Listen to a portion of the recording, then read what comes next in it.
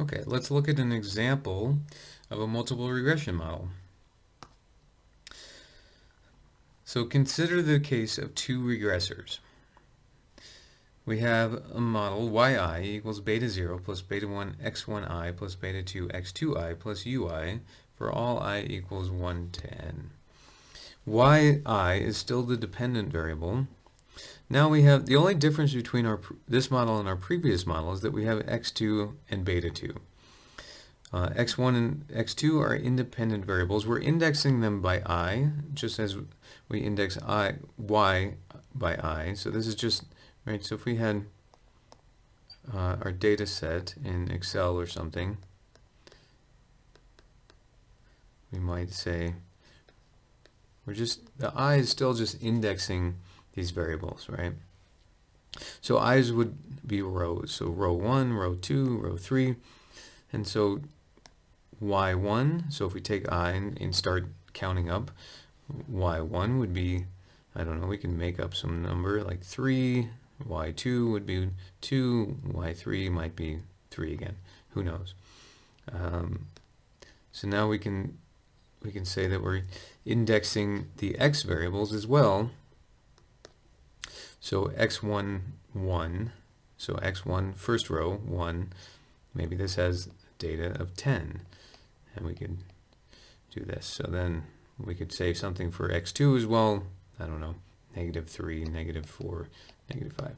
So all this is saying is that if we do y2 is equal to 2, this value here, row 2, x1, let's say x1, 3, that's equal to 12. We're talking about row 3. And x2, the variable 2, I should probably put commas in these. x2, 1, row 1 would be -3. Just this value here.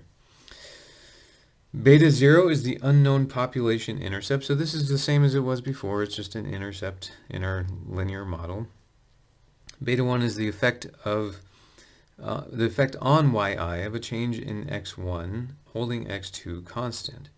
So now we have this additional bit here, holding x2 constant. So what that really means is we're controlling for x2. And beta 2 is the effect of yi of a change in x2 holding x1 constant. And ui is the regression error term, or the omitted variables.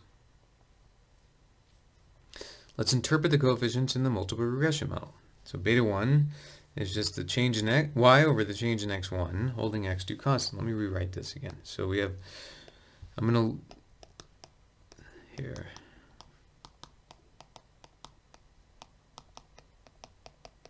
Okay, so all we're doing is we're saying, we can do this in a couple of ways. Probably the simplest way is to say, let's do the change in y, dy over dx, the change in x1. So if we took the derivative of this equation with respect to x1, we would be left with beta 1. If we took the derivative of this equation with respect to x2, we would be left with beta 2. So the interpretation is that the beta 1 is the change in y with respect to a change in x1 holding x2 constant. Likewise, beta 2 is the change in y with respect to x2 holding x1 constant. And beta 0 is the predicted value of y, or the intercept, when x1 and x2 equals 0. How do we get this? Same way as before. We're going to minimize the sum of the squared residuals. So the u hats are the residuals. We're going to square them and we're going to sum them.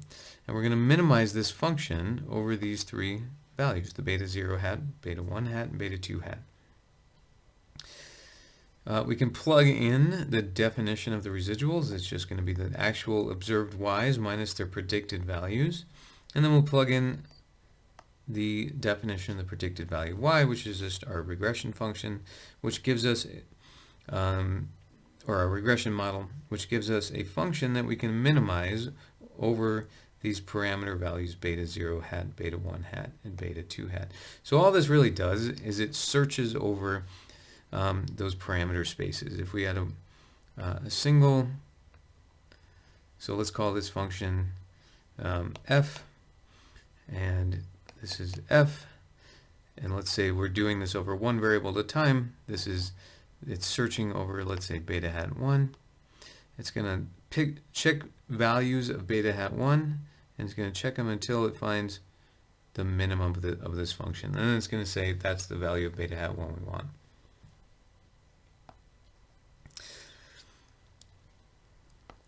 Let me say one more thing about that. Okay, so what is it doing? It's minimizing.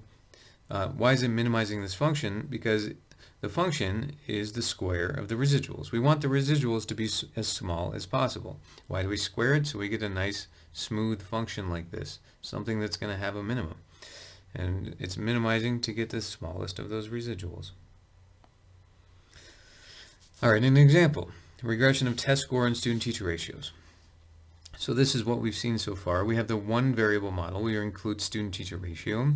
Now let's include the percent English learners in the district, or we're going to call this percent ESL, or EL.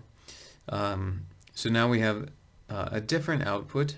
Test scores equals 600. This should actually, the intercept I think is actually 670. It's not quite, it shouldn't be the same.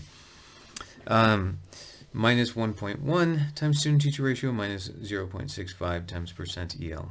So what happened to the coefficient on student-teacher ratio? It went down in magnitude, or it went up towards 0. But it went down in absolute magnitude. Why? Because there's correlation between student-teacher ratio and percent EL. So there's something left out of this model that's contained in U. What's left out of it? It's percent EL. And we know that the correlation between student-teacher ratio and percent EL is 0.19 because we can estimate that. And therefore, we're violating assumption number 1 of the omitted of OLS, and we have omitted variable bias. We've satisfied the first and second condition of omitted variable bias, and it means that we have a biased estimate.